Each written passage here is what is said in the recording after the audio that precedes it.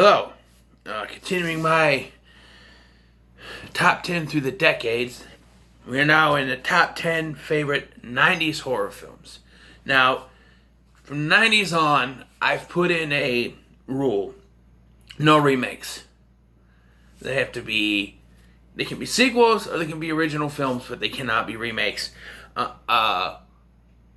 Japanese to American remakes of Japanese films do count, because there's a couple that I think I have to put in the list for the 2000s. So, here we go. I got two honorable mentions we're going to go through. You're going to see these backwards, and that's because fucking my camera's acting weird. I don't know why. But you got The Frighteners. It's the first honorable mention. The second one is Silence of the Lambs. Only because I have not seen it out. But I knew it should belong on this list somewhere, and it's honorable mention. So number 10 is Cape Fear. Long movie to be assured, but a great film, and one of the best performances of Robert De Niro and Nick Nolte as a whole, and a great film. This next movie is groovy. Army of Darkness. Bruce Campbell at his best in the films. I will say that throughout the franchise, he is his best in Ash vs. Evil Dead, but in film form, this is Ash at his best. This is where they went comedy and horror, but it still counts as partly horror, and it's freaking great. Number 8 is The Candyman with the eyeball and the bee. I just watched this for the first time. It wasn't even this version, but yeah, so it's kind of low on my list, but it's still a good film, and Tony Todd's performance is legendary to be assured, and it's great.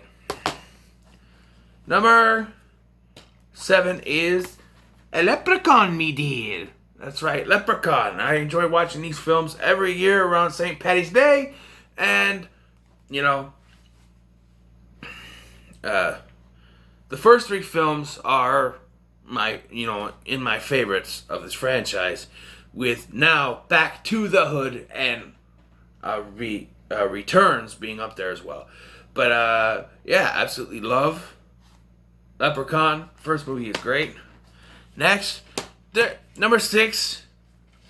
Oh man, really? I could have really done this right.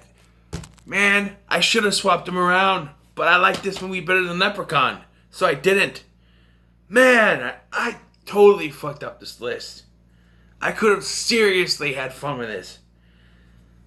Anyway, number 6, and it's debated whether or not this is a horror movie, but with the gore effects in it, I have to put this as like a crime horror film, and that's 7. You see my dilemma? I could have put this as number 7. But I like this movie better than Leprechaun. So I had to go, before it. You had to go with number 6. Man, I fucked that up. But yes, just the performances of Morgan Freeman and Brad Pitt. What's in the box? Even, what's his name? He's not even listed. I can't remember his name. Kaiser Soze. What's his name? John Doe. Oh, man. I can't remember. Kevin Spacey. Yeah, Kevin Spacey's performance in this. He's not listed at all. But yeah, David Fincher film. Yeah, just like... Yes. 7. Number 5. I Know What You Did Last Summer. Yes, I know it's a set. But it's in here. It's in this Queens of Scream set that also includes When a Stranger Calls and Vacancy. But yeah, so when Scream came out, shortly afterwards, a string of these films that were self-referential horror films. They're very self-aware, and I Know What You Did Last Summer was the first one to do this. And then, ironically, my next pick, the acting in this of Jennifer Love Hewitt and Freddie Prinze Jr. and just the whole concept of someone stalking you after you supposedly killed them, but you didn't, and the mystery of trying to figure out who it is, who done it. I love that. And following on that, for number 4 is Urban Legend, which was the next one to do this. And it's even got Robert Englund in there. You can see him. Robert Englund in there.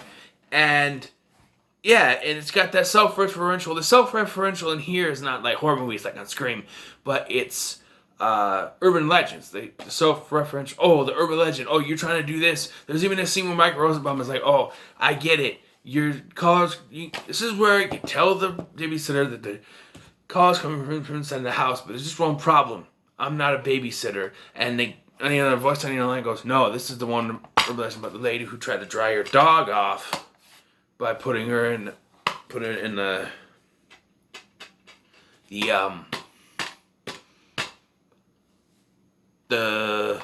microwave.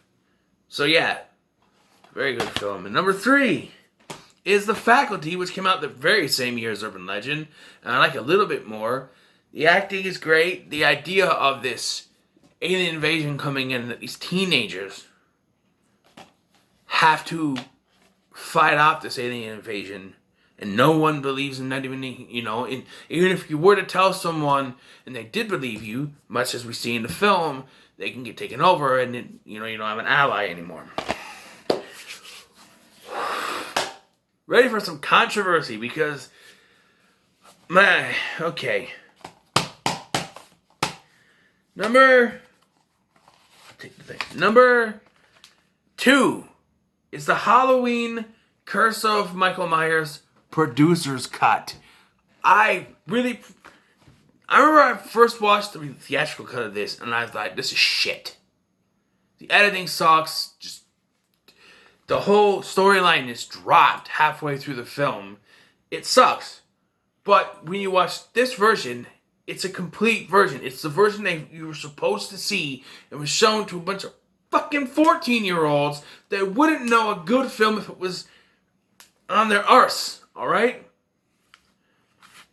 And I think the producer's cut is a superior cut of this film and deserves more recognition than it gets.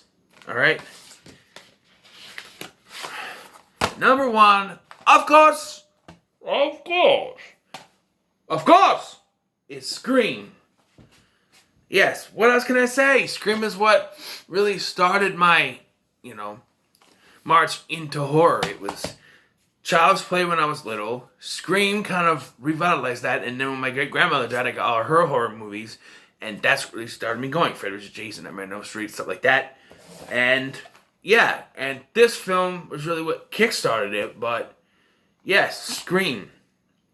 It's endless quotability. It's just a great script. It's a great idea from Wes Craven, who kind of started the idea with New Nightmare. It's absolute fun. Go check it out. So there's my list, my top 10 favorite 90s films. I'll be doing the 2000s and the 2010s soon. But what do you think of my list? In the comments below. Make sure to share, and subscribe. Like, share, and subscribe. Thank you for watching. I've been Scotty. See you in the next one.